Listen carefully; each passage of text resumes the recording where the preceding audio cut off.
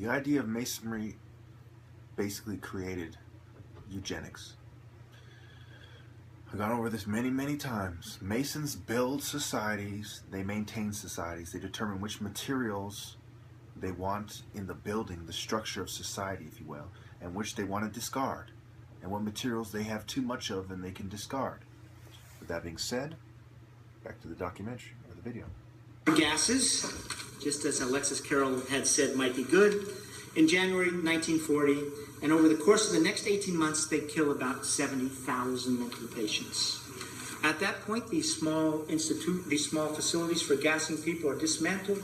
They're sent to the east of Germany, and there they're rebuilt for, to start killing the Jews. So after, the Jews who are helping them are probably the most guilty of any group, because they turned their back on their own people in World War II, while Hitler did eugenics on them, and then the Jews assisted the whites with their eugenic policy on everyone else, especially the blacks, who are probably the most inclined people to lash out against society's injustices. And we see that all throughout history. I'm not saying there weren't other people who stood against injustices, but we see, blacks tend to be the ones who speak out disproportionately, the most.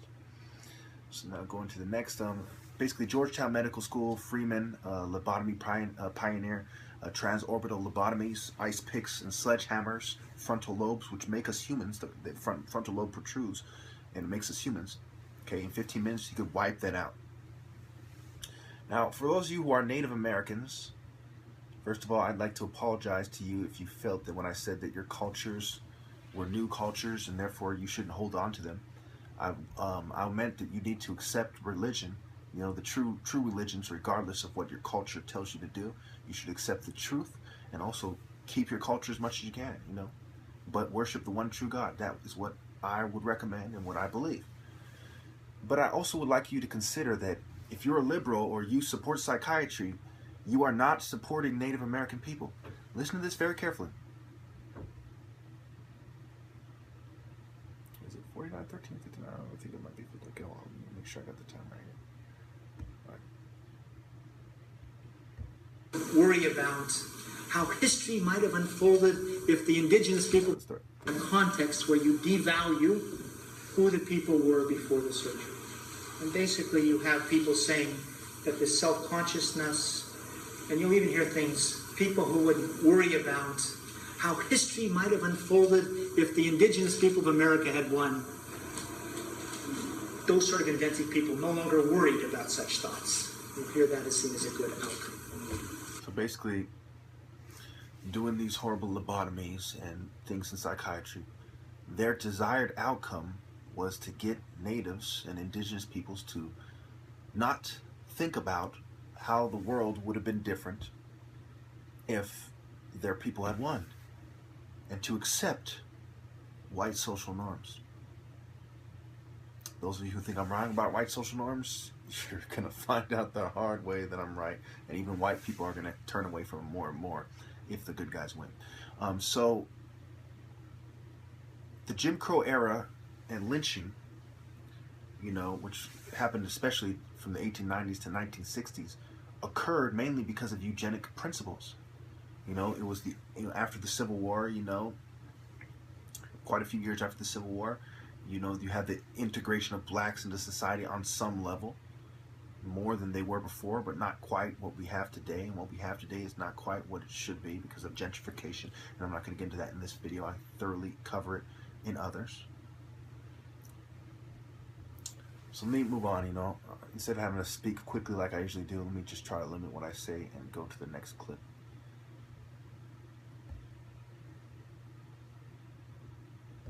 Whether they're working, are they enjoying life, are they mating with people, that sort of thing. From 1945 to 1955, if you look at first episode schizophrenia patients, more than half were working at 5 years later. You'd see a lot actually marrying. There was an early study about 2/3 of the women actually were mating up.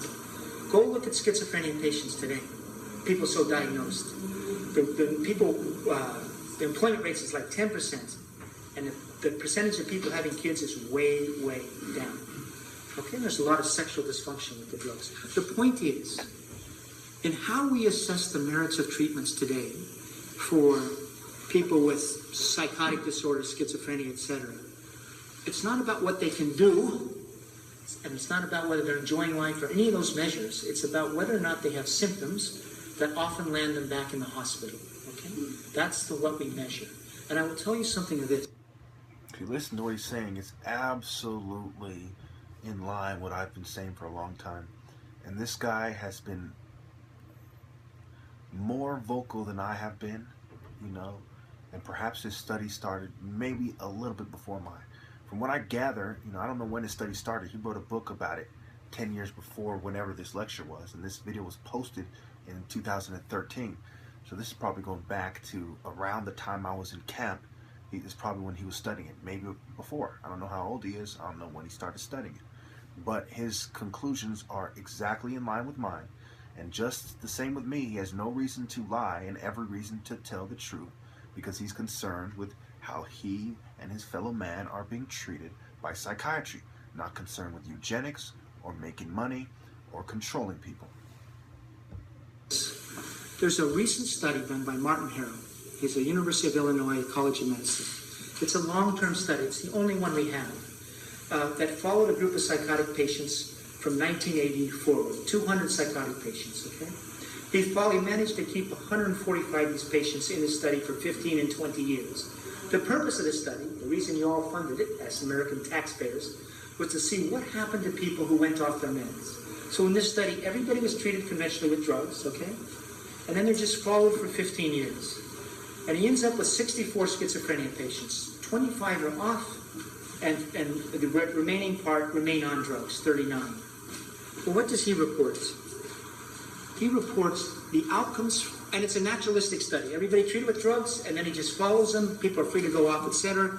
And basically, as I said, 25 to 64 go off, and he follows them at 2, 4.5, 7.5, 10, and 15 years. What does he find?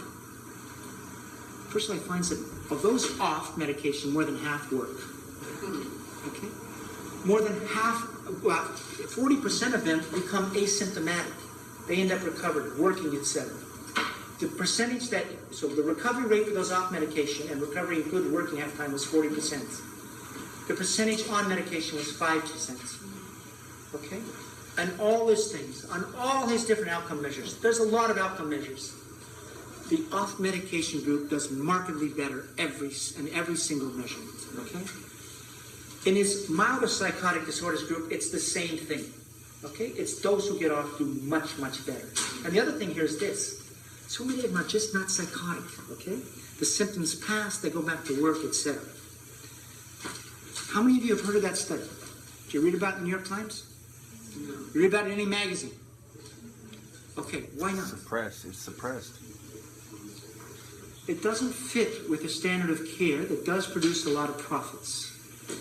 Bingo. Announcement, etc. Go to the next one. Okay, I want to wrap this clip up. I have one more clip to do after this, and I'm sure you people are getting kind of tired of this video, perhaps, even though this is very interesting. So let me go to I have 2 more clips to play for you. I might just let it run through to the next because they're close together. I'll just let it run through, and I'll just shut up. Fit and unfits. We're ashamed by forced sterilization. And then my question to us as a society is, are we embracing eugenic conceptions today when we talk about chemical imbalances, etc.? Are we saying that there are normal and abnormal people? And what does that lend itself to? And also, you know where I was earlier today? And what happens to people when they get deemed abnormal and under state care? Where I was at earlier today, I was giving a talk to the Association of Lawyers who represent people who are being forcibly medicated and given forcible ECT. And they shared with me some of the court orders. Here's an example of one. One man was being ordered to have electroshock twice a week for 55 weeks. 150 forced electroshocks. Another one, 400 forced electroshocks. Not 1, not 2, 400. Others you would see drug order that would be like Haldol, a newer drug, a benzodiazepine, 5, 6 drugs, forcibly medicated, etc. I'm going to stop for 1 second. Now, if you were court ordered to be electroshocked 150 times a week for a mental illness that they've made up, they've voted into, that you know you don't have, wouldn't you want to kill everyone who was responsible? And then when you saw the deeper implications on your fellow man and people who think the same way as you do, could you let it go? We also have an expansion of assisted outpatient commitment laws. You know what those are? What happens is you get released from the mental hospital, but you still don't really get your civil liberties back. And so you're allowed to be in the community, but you're forced to take drugs if you want to stay in the community. This is spreading like wildfire. These assisted outpatient. All I can say is if you're under an assisted outpatient order, you are not someone with full civil rights. Okay? Because you're being forced to take medications you may not want to take. So, for a good reason. Are these medical policies? For a good reason you may not want to take it. I'm going to end this clip with this, and I'm going to go to the last clip, wrap this video up. Hopefully I kept it under an hour. Are these social policies? And are they social policies? This is the question for you all. Social policies. I'm pretty sure they're not born of good science. Social Darwinism. But do they reflect this thing that we as a society are continuing to say that there's this line separating the fit from the unfit, the normal from the abnormal? And I think we still are embracing that same idea. And I think history's telling us it's not a good idea. So, thanks. I'm sure some of you have noticed I'm going to take a clip from part 3, well I have, by the time you've seen this video.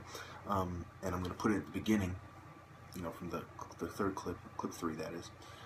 And it is just so important that people see that part and they hear it and they realize that there's a powerful study that took, you know, it was something like 15-year study, much longer than the pharmaceutical studies, and has to do with the long-term effects of psychiatric medications.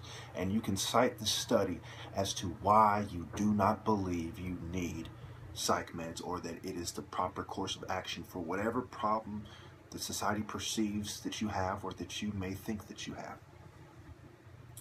One clip to play from this, and I'll wrap it up. So I have time to put that at the beginning without making it too long, hopefully. Are defectives. But then they would also, the idea, you know, who's defective? Someone who's different from me is more likely to be seen as defective. In other words, who has different cultures, different behaviors, etc., different class. So someone who, and you can read about, say, someone's at a street corner preaching about, you know, class unfairness. Well, maybe that person is seen as deluded and now becomes seen as defective. My point is, there's not, you know, certainly if someone has a genetic thing, you know, if they have Down syndrome, that sort of thing, mental retardation was seen as a sign of being defective. All right, so, you know, for your point of view, you notice he talks about cultures and social norms and political activism is what he's describing. You know, if you look at this video, I am a prime candidate for the targeting for eugenics, especially when you couple with the potential effect I have on society. I'm everything they hate because they are satanic eugenicists, and everything to them is backwards. Inferior is superior, and superior is inferior. Wrong is right, right is wrong. The Lord you worship and you praise and you say that's your Lord is the devil, and the one that you hate is God. Everything to them is backwards. You know, in my life I've hung out with gangsters. I have gang tattoos. I'm very aggressive. I have a great potential for change. I thoroughly disprove their idea of any kind of physical superiority. They can't beat me in a debate. I've offered $1,000 and over 3,300 videos for one key point they can disprove.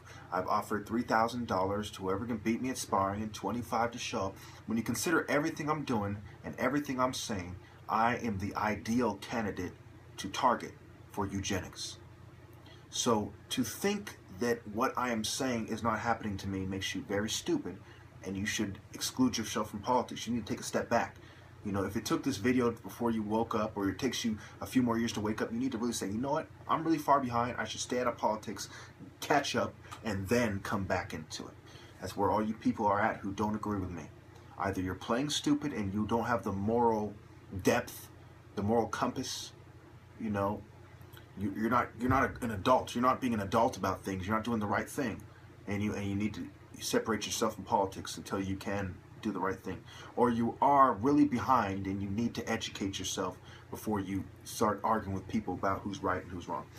Thank you. Well, the guy's name was Robert Whitaker.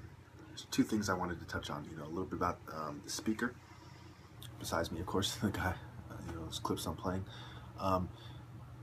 His first book, Mad in America, Bad Science, Bad Medicine, and the Enduring Mistreatment of the Mentally Ill, was named by Discover Magazine as one of the best science books of 2002. And then he has other books that are named by American Library Association and, other groups as, good books as well. So he was named, a series he co-wrote for the Boston Globe was named a finalist for the Pulitzer Prize in 1998. So he's really done a lot of good work that people have just not taken note of, just like some of the studies he has cited, which thoroughly debunk, the major key points being pushed by the pharmaceutical industry. Also, I wanted to point out that Satanism and the spiritual bottom feeders and their philosophies, fallen under the category of Satanism. The main thing Satanists do is they lie for personal gain. That is the idea of Satan, the greatest liar of all this time, the great deceiver, the great adversary. He lies for personal gain. He twists things, turns them around, and so on, for personal gain. The people in charge are lying for personal gain. Satanists lie for personal gain. The worst criminals lie for personal gain. The LGBT community, gays, lie for personal gain. Feminists lie for personal gain. Of course, they've teamed up with psychiatry, which is going after women. A lot of women, more women are on psychiatric medications than men. But yet feminists team up with mental health to the point where there's a feminist perspective in psychology which overlaps. Atheists, you have the humanist perspective of psychology which overlaps with psychiatry, just like the feminist perspective, and so on. So, and of course I don't have to explain to you how eugenics ties into racism. So my list of the spiritual bottom feeders yet again has proven to be true. Thank you. Mental patients. At that point, these small facilities for gassing people are dismantled. They're sent to the east of Germany, and there they're rebuilt for, to start killing the Jews. So after, the Jews who are helping them are probably the most guilty of any group, because they turned their back on their own people in World War II while Hitler did eugenics on them, and then the Jews assisted the whites with their eugenic policy on everyone else, especially the blacks, who are probably... Listen to this very carefully. Is it 49, 13, 59? I think it might be 50. Okay, hold on. Let me make sure I got the time right here. All right. Worry about how history might have unfolded if the indigenous people... in a context where you devalue who the people were before the surgery. And basically you have people saying that this self-consciousness, and you'll even hear things, people who would worry about how history might have unfolded if the indigenous people of America had won. Now, for those of you who are Native Americans, first of all, I'd like to apologize to you if you felt that when I said that your cultures were new cultures and therefore you shouldn't hold on to them. I meant that you need to accept religion, the true religions, regardless of what your culture tells you to do. You should accept the truth and also keep your culture as much as you can, but worship the one true God. That is what I would recommend and what I believe. But I also would like you to consider that if you're a liberal or you support psychiatry, you are not supporting Native American people. Let's be the most inclined people to lash out against society's injustices. And we see that all throughout history. I'm not saying there weren't other people who stood against injustices, but we see, blacks tend to be the ones who speak out disproportionately, the most. So now going to the next, basically Georgetown Medical School, Freeman, lobotomy pioneer, transorbital lobotomies, ice picks and sledgehammers, frontal lobes, which make us humans. The frontal lobe protrudes, and it makes us humans. Okay, in 15 minutes you could wipe that out. The idea of Masonry basically created eugenics. I've gone over this many, many times. Masons build societies, they maintain societies, they determine which materials they want in the building, the structure of society, if you will, and which they want to discard, and what materials they have too much of and they can discard. With that being said, back to the documentary, or the video. Gases, just as Alexis Carrel had said, might be good. In January 1940, and over the course of the next 18 months, they kill about 70,000.